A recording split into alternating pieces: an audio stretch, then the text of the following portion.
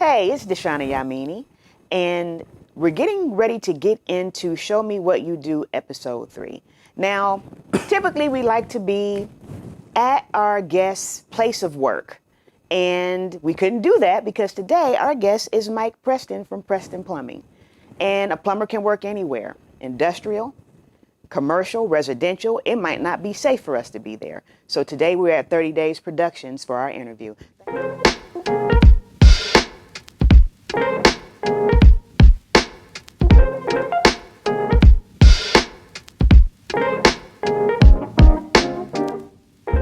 Thank you so much for joining us today, sir. Thanks for having me. You are quite welcome.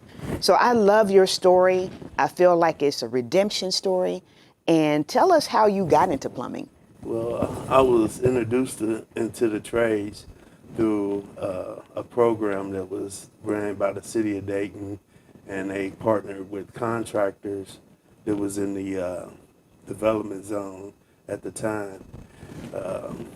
So I went through their training classes, and they placed me with one of the contractors, which was the owner name was Odell Sattler. He had maybe 10 to 12 guys that worked for him. And as he hired a master plumber, which I later became his sidekick. Okay. So every day, me and him, even before we got our main project, he would take me on smaller jobs and talk about how he was a plumber in the old days, how it was hard for him in the 70s, how they cheated him on the test. And Mikey, they erased my paper, and we work together today. It's been over 30 years, and he's still on the job site. Oh, wow. I just left him today. Oh, wow. So Odell Sattler hired John. Okay. And John took me in. Gotcha. Because I was just a laborer for Odell's company. Okay. But Odell was like this type of personality that he hustled. He made sure we got paid every Friday. He may argue with everybody. He just made sure that we got paid. So I took that from him. Yeah. And that's kind of what led me to want to be a contractor. Yes. More than a plumber. Okay. Because I seen him doing all this and coordinating the guys and making money. Yeah. So I'm like, oh man, I want to be a contractor. But now I see the headaches of a contractor. I'm like, oh, I'll stick to one thing that I can do well. Mm-hmm. And then that's when Mr. Berry came along, and he took me under his wing, and we got the opportunity to do the landing downtown next to the YMCA. Okay. We had like 4 of those 3-story apartment buildings, if you're not familiar. And it was a large project for a small company, so they didn't really think we could make it. Yeah. And but John, he was the lead plumber on the job, and I think the master plumber, his name was I'm open, I can't even think of D. Lewis. Mm-hmm. I like to give them all their props. Yeah. Because all of them, I took a piece. I stole a piece from each one of them. Yes. So that's the most important thing. If somebody willing to teach you, you got to be there to soak it up. So D was the master plumber. And John, he carried the title master plumber. And Barry got the knowledge. Yeah. So he could go toe-to-toe, hospitals, skyscrapers, and he would tell me all his stories and plumbing adventures. Mm-hmm. So I'm like, man, that sounds cool. So now I'm picking up tools and carrying his tools every day, buying my own. Mm-hmm. And he's showing me no better way to learn than to touch it and to be precise and a true craftsman. Yeah. No slop. He don't tolerate it at all. That's awesome. So, learning from him, and even after, so through that process, with that being such a large project, it was like I learned everything from plumbing, from gas to water. I got an opportunity to do everything. So now I try to model that to get larger projects, because I know they're training fields, basically. Yeah. For the people, if you get the opportunity to do the work. Excellent. So, go ahead. As I say, then I'm just thinking what D would made me want to be a plumber was, the master plumber was, I thought John was just It was the man. Yeah. You know, like, man, don't nobody talk smack. He talked to the architects the way he want to, engineers, Yeah. because he know that this room is 20 foot 2 inches. Mikey is 20 foot 2 inches. I don't care what the print say. Right. and he not a hair off. Yeah. So he would argue all those points, and we were in a hole, and there was a lot of water doing the large water service, muddy and messy. And D pulled up in his truck. He was clean. He said, it was raining on us. Oh, wow. He said, and John said, "Hey, D, you gonna get out the truck today?" He said, "If I get out the truck, I don't need you." Wow. I said, "What?" I said, "Cap, you let him talk to you like that?" He said, "Mike, he's the master plumber. Wow. I run the job. He got his other thing to do. He got to plan the job. He got to go through the blueprints. He got a whole different job." I said, "Man, if you can tell Cat that's Yeah. who I want to be." I heard that. Okay. So, as you continue to learn, what made you more tenacious about learning more each time you went to a job? Problem solving. Just being, it's like a puzzle. Being able to figure it out. Yeah. More or less, and the skill. He following Barry just made it, like watching Jordan play basketball. You get to learn Yeah. from the best, so you get a kind of a love for it. Yeah. I always say some people do plumbing, and other people are plumbers. Got it. So, Love that. So, in addition to learning the on-the-job knowledge and skills, did you have to get any certifications or take any tests to continue on? no, well, this is another story within the story. So I was always test ready. I had took the City of Dayton test and had failed by, I think, maybe 2 points at that time. So I went to work. I ain't gonna mention the company, but I went to work for a company and I was doing service work for them. And we would, every day we would have, not every day, but when we have company meetings or team meetings at that job, it was brought up in those meetings that, hey, Mike, you need to take the test. I'm like, yeah, I'm studying. I'm about to do this here and ready to take it the next time it come around. So, we would miss that section and we didn't go. So at that same time frame, it was a program available through the state was grandfathering people in that had the experience without testing. They had a short window. Yeah. It was maybe a 6-month window, and I was looking at the paperwork on the plumbing counter and ignoring it. And I'm reading it. It's out there because they was putting it out for like everybody to learn. Like a whole group of people got their license in this whole time from Right. a grandfather. So companies was taking advantage of it. Like the company I worked for, they had office personnel going to get their license. They had the owner's son getting his license, and it's a family-owned business. So everybody getting their license, and I'm like, I don't even know the process that's Right. going on. I read the paper and the qualifications, not really reading into them. I felt like it didn't apply to me. So it was like $100,000 worth of insurance. And when you're working for somebody, you thinking, man, I might as well just keep doing what I'm doing. Right. So all I really needed was an insurance policy and my credentials for the time, my years to qualify.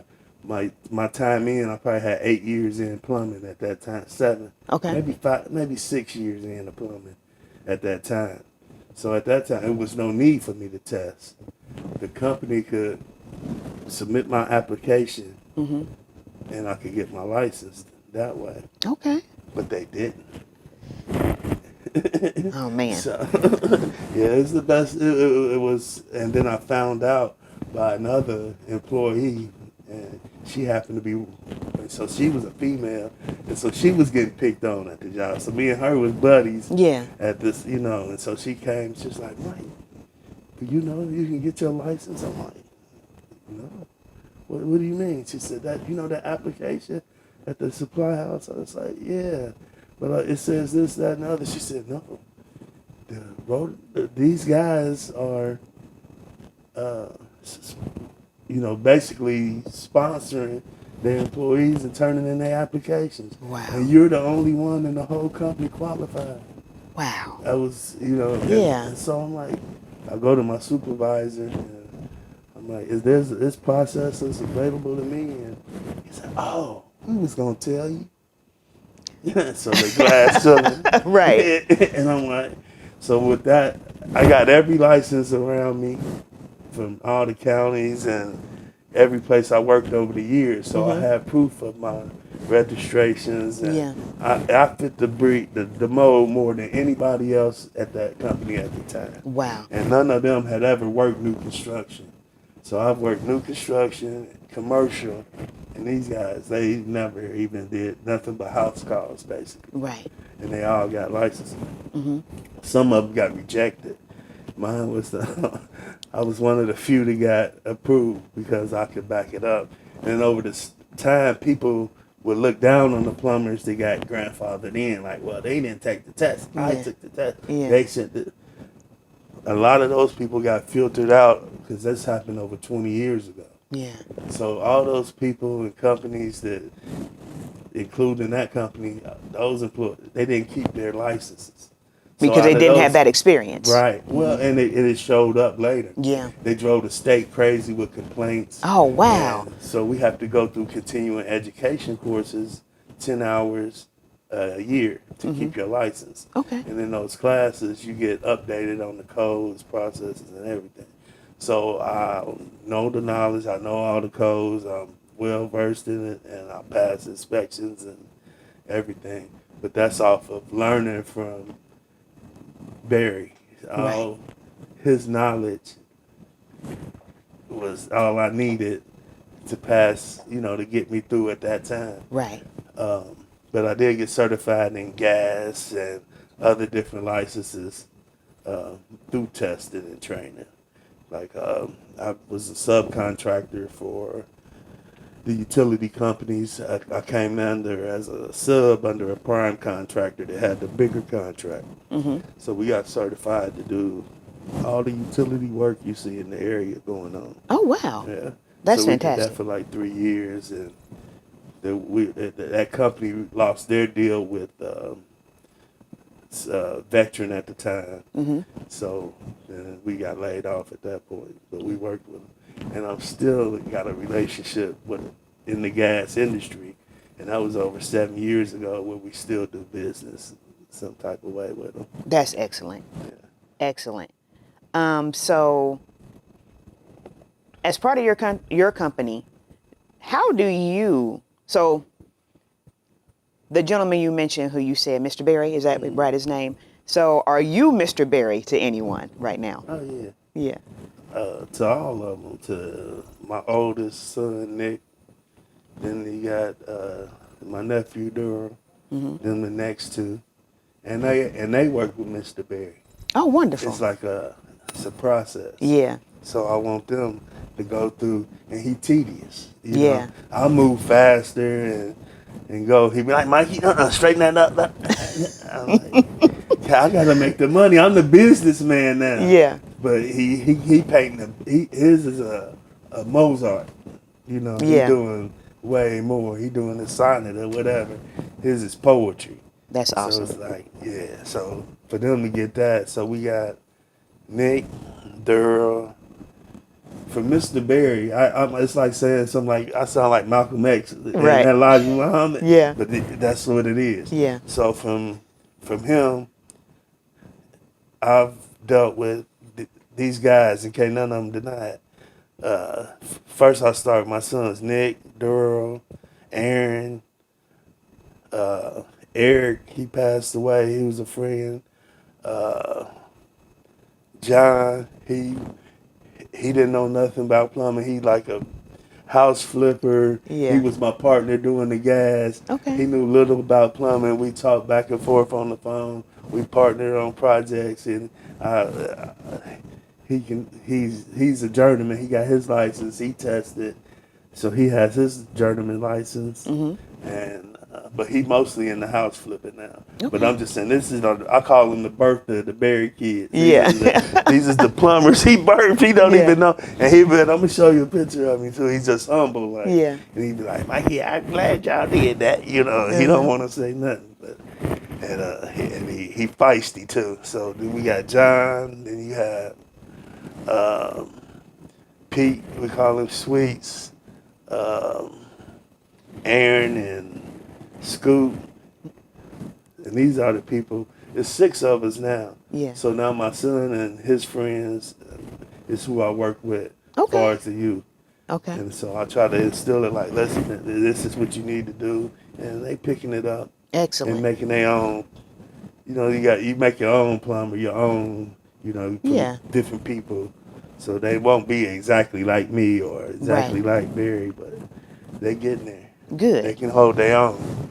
You know, a plumber's job isn't just limited to drain sinks and toilets. I'll never know. Oh, yeah. No. we never believe it. We never see waste. Yeah. Very seldom do we see waste. That and that was going to be one of my questions, because it seems like it can be a very biohazardous job, you know. It can be. That's why I didn't like the service end. Right. But it's a lot of money.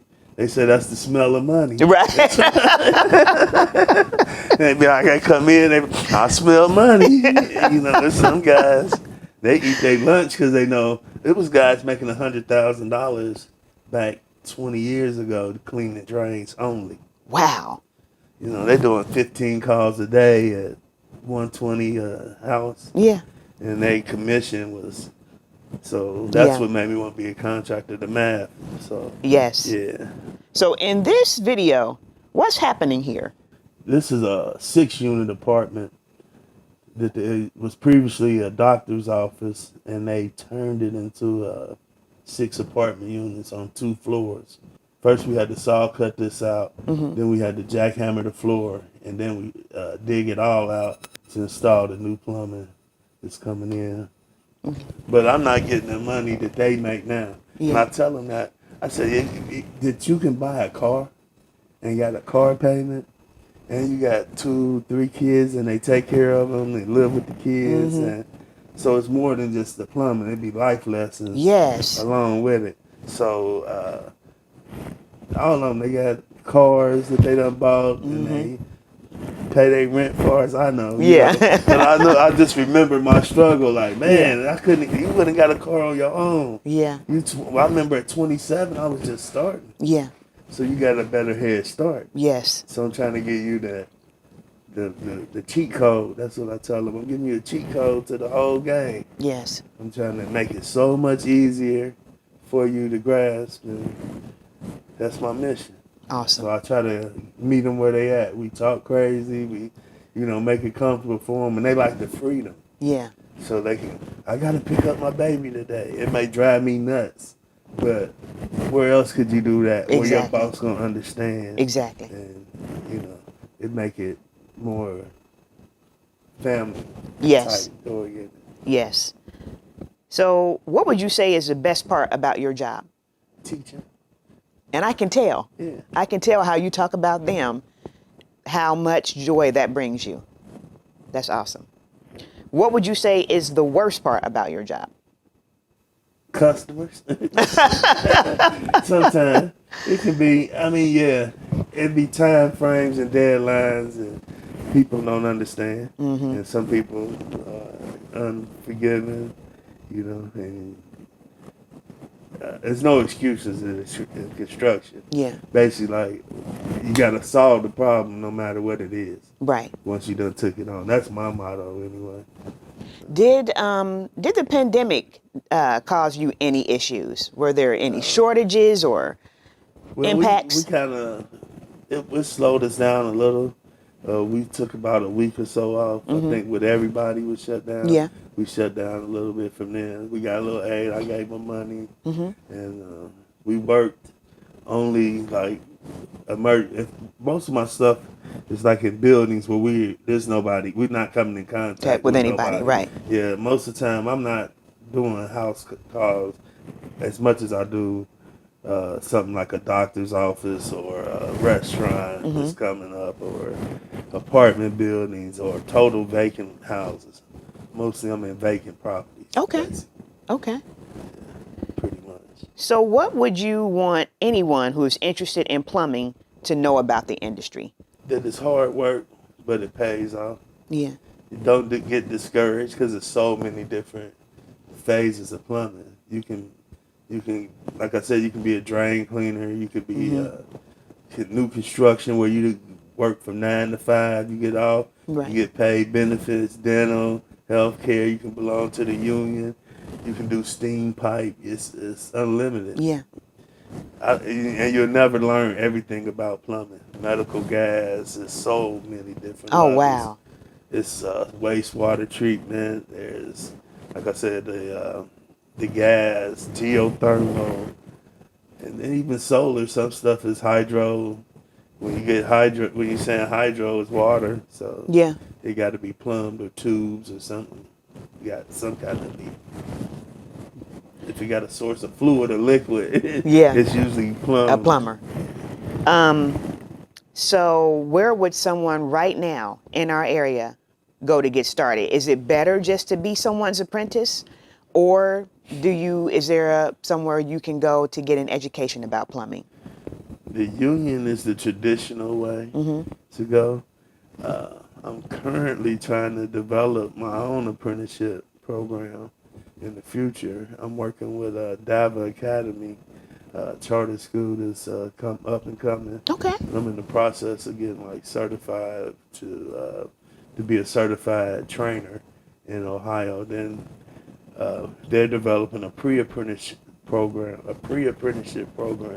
that my son is going to work with the people in the schools, because they're a school where the high school kids come and get their credits to graduate, because they couldn't get them otherwise. Right. So they want to add plumbing to their curriculum. That's going to be fantastic. Right. So my son, he geeked. He want to do the demonstrations of the traps. He all into that. So, and then he want to send them to me to a real apprenticeship, but they want to do a pre-apprenticeship in the school associated with an apprenticeship out of, That's going to be amazing. When is it going to get started? Do you know? We're working on January. I was in training this. They rescheduling my training because it was in Cincinnati and it was some logistics. The guy got COVID, the trainer got COVID, so they have to reschedule. With my time frame, I'm on fast-paced beat where I've got a lot of deadlines. Yeah. So we trying to work in between to get this trainer. So in January, in the start of next school year, we'll be in place. So January 2024. Yeah. That's going to be amazing. Yeah, and a lot of young people need that kind, because the demand, I'm sure, is through the roof. Oh yeah, the demand is crazy. I could go nonstop if I had the people. Yeah. And you got to get everybody to buy in to what it's gonna be. They may say, "Oh man, this jackhammering and these shoveling is." I'm like, it's gonna pay. It's gonna pay if you stick with it. And stick with it, and then you love it, and you get a liking or something to it, you're going to make money off of it. Yeah. All right. Well, thank you so much for your time, sir. We are going, you said some wonderful things, the program coming with the school in January 2024. You're going to be inspiring a new generation of plumbers. Thank you so much. And we'll see you next time.